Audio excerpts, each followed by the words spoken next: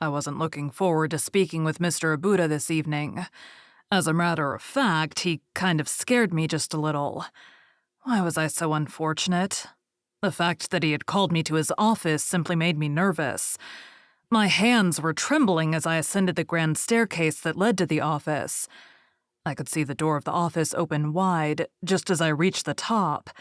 I could imagine his form sitting on his mother's old leather office chair, and that made me cringe just a tiny bit. My steps echoed as I came to the level where the office sat, dividing the dancing dome floor on the opposite side of the arches, below where the antechamber and the foyer connected. I didn't hear any sounds coming from inside the office, but I knew that he was in there working on business deals and other offers from clients that had come to meet with him earlier. My hands were shaking as I came closer. They always did whenever I met with him. I could feel my heart pounding within my chest, and the blood in my veins racing. Why was I so scared of him? I had never been before. In fact, I could still remember the day his mother had announced she was pregnant with him. The look on her face, the words soaring from her lips with delight and excitement as she jumped from her seat and spoke so suddenly. It seemed to be an announcement I didn't regard with the greatest of wonder. Until now. "I have something to tell you." Sophia's large, brown, sparkling eyes were lit so beautifully by the fluorescent lamps above us, and so they were caught magically in her pupils. She was dressed in a long red satin dress. Her dark hair came down over her shoulders. She was the most beautiful thing I had ever laid eyes on. "What is it, Sophia?" We all looked over at her. Our red lips dropped in utter shock with the anticipation of her news. My companions tried to find an answer among each other, but there was nothing but confusion surrounding the table. "I'm pregnant," came her announcement. So simple it gave no room for anything else. It was just that simple.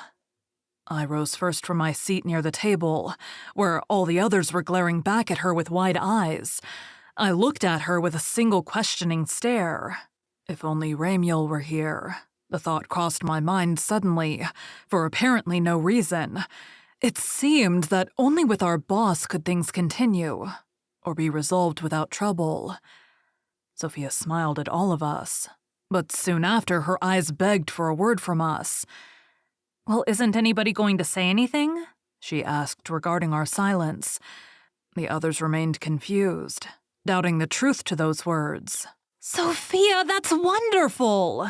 Damien suddenly rose from her seat to say this, breaking the long silence. She moved over to Sophia and embraced her, kissing her gently on the cheek. I didn't move. Frozen by a strange feeling, I remained on the spot.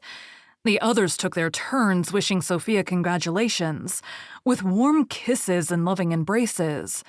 Santiago and Valentino soon took their turns hugging Sophia as well. Santiago hesitated at first, being the flirt that he was with Sophia. He bowed, smiling and baring the long double canines behind his painted red mouth.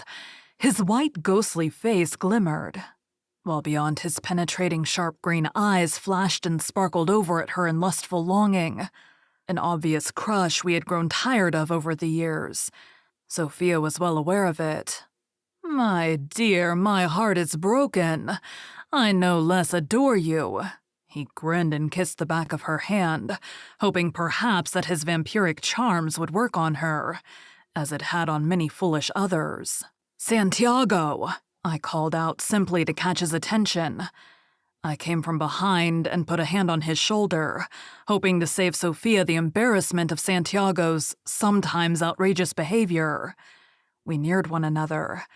He turned and glared directly at me, his rival here again to ruin his chances at anything. Perhaps these were his thoughts.